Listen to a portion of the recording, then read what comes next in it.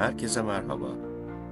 Geçmiş yıllarda ekonomik krizle, salgın hastalıklarla mücadele ettiğimiz, daha iyi şartlarda para kazanmak için işimizde, özel hayatımızda savaşmak zorunda olduğumuz dünyada öyle bir yer var ki kendi halinde yaşamayı tercih ederek dünyanın bütün olumsuz şartlarından korunmayı öğrenmiş. Güney Atlantik Okyanusu'nun ortasındaki dünyanın en uzak yerleşim yeri. Burası Tristina Cunha Adası. Adaya en yakın yerleşim yeri 2334 kilometre uzaklıktaki bir başka ada. En yakın kıta şehri doğuda 2778 kilometre uzaklıktaki Cape Town şehri. Batıda ise 3344 kilometre uzaklıktaki Brezilya'ya bağlı Rio de Janeiro şehri. Birleşik Krallığa bağlı olan bu ada, Saint Helena ve Ascension adalarıyla aynı yerde konumlanmıştır. Bu adaya Türkiye'den gitmek isterseniz önce aktarmasız 10 saatlik bir uçuşla Güney Afrika'da bulunan Cape Town şehrine, sonra da belirli bir zaman çizelgesiyle yılda 10 defa gidilebilen yük gemilerinin birinde yer varsa 7-8 günlük zorlu bir deniz yolculuğunun ardından ulaşabilirsiniz. Adada havaalanı bulunmadığı için tek ulaşım yolu deniz.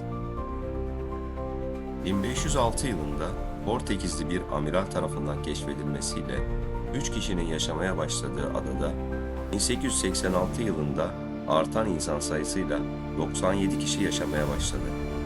Fakat 1961 yılında adada gerçekleşen volkanik bir patlama sebebiyle adada yaşayanların tamamı İngiltere'ye tahliye edildi.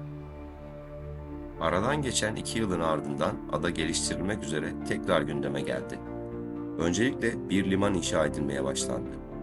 Uzun yıllar sürecek iyileştirme çalışmalarında öncelikle hastane, yol, kanalizasyonlar, elektrik ve su ihtiyaçlarına yönelik yapısal çalışmalar devam ederken 2001 yılında gerçekleşen şiddetli kasırgada yıkılan çatılar, çöken evler sebebiyle çalışmalara ara verildi. Zorlu geçen bir sürecin ardından günümüzde yaklaşık 300 kişi bu adada yaşamaktadır.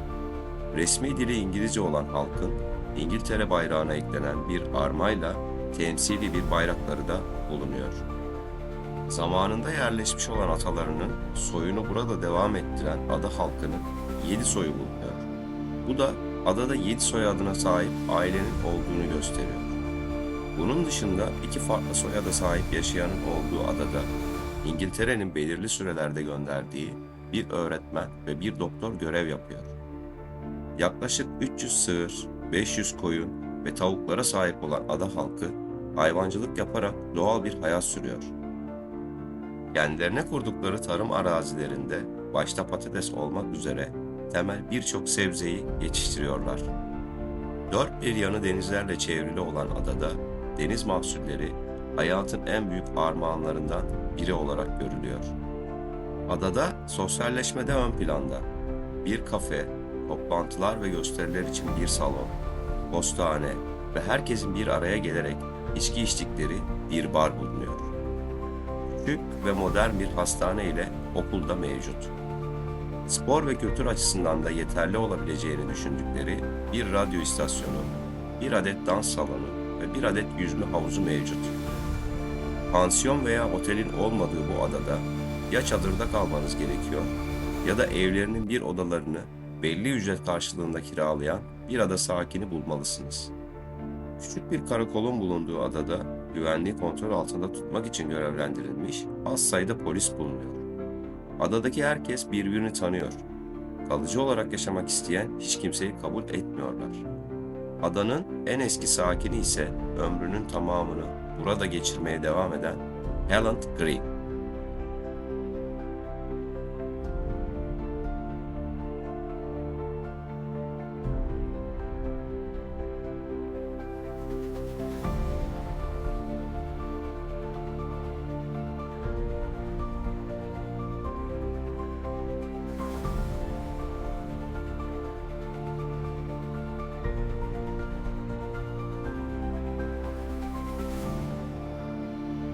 Sarp kayalıklarla çevrili adanın yaşamak için konumlandıkları kuzey bölgesinin dışında adaya ayak basmanız pek mümkün değil.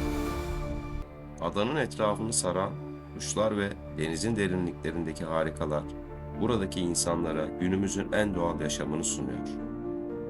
Adada belli istisnalar dışında para kullanılmıyor. Sadece adaya gelen turistlerin satın aldığı hediyelik eşya ve benzeri ürünlerde para karşılığı alışveriş yapılıyor. Ada sakinleri ise takas yöntemiyle birbirlerinin arasında alışverişi gerçekleştiriyorlar.